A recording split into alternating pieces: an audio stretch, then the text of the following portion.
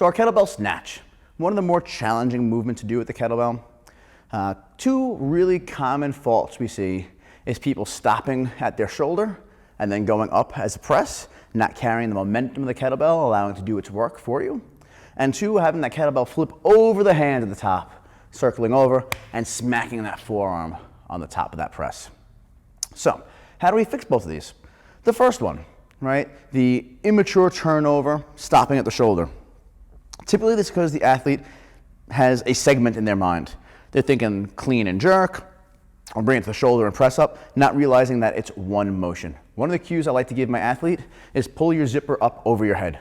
Right? They're pulling their zipper up over their head, or pull your pants up over your head, or pull the garbage bag up over your head. Right? It's one motion. You don't go to here, stop, and then press it up the rest of the way. You bring it up. If you're zipping up your hoodie, in one motion. Right? So we want to have that one motion principle. Second reason might be happening if they're not generating enough force from their legs. If they're using their arms and pressing and not using momentum to carry that weight up overhead, they're not going to generate enough speed, and therefore the kettlebell is going to stop, and they have to reinitiate acceleration again. So have them press into the earth a little more violently and aggressively, and have them think about bringing that up in one motion. A lot of times, even doing it without the weight is the best way for them to learn the mechanics and movement principle prior to grabbing the weighted kettlebell.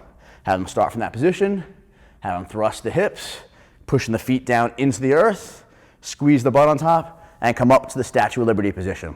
Then bring it back down, come back up, Statue of Liberty, bring it back down, come up, Statue of Liberty, allowing them to get that muscle memory of one motion straight up. Then have them start with the kettlebell. Have them get a little bit of speed, a little speed high pull, a little speed higher pull, a little speed pull, all the way up. I will very often allow them to start with a lighter kettlebell and do a bottoms up press first to make sure that they're getting enough momentum to get that weight overhead. Now the second issue, we talk about that kettlebell snapping over the top and hitting their wrist.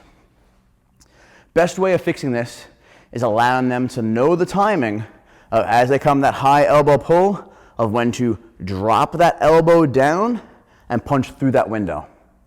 The rule with the kettlebell is it has a mind of its own. It always wants the bottom part, the bell, to be at the bottom. I like to think of it as an Easter basket. We don't want the eggs and the candy to fall out, right? So how do we do this? As they start their swing, they thrust into the ground, they draw up. Once they start to get into this raising high elbow pull, this high pull position, we're gonna have them drop the elbow down. As that kettlebell is maintaining its press up, drop underneath and push. So it's just one motion. Come back down, swing through, draw up, snap the elbow down as I punch up, right? As I do this, there's gonna be a hand rotation. The elbow comes down, look what happens to my wrist. It turns palm up, which will allow that kettlebell to rotate around and come up onto my forearm. As such.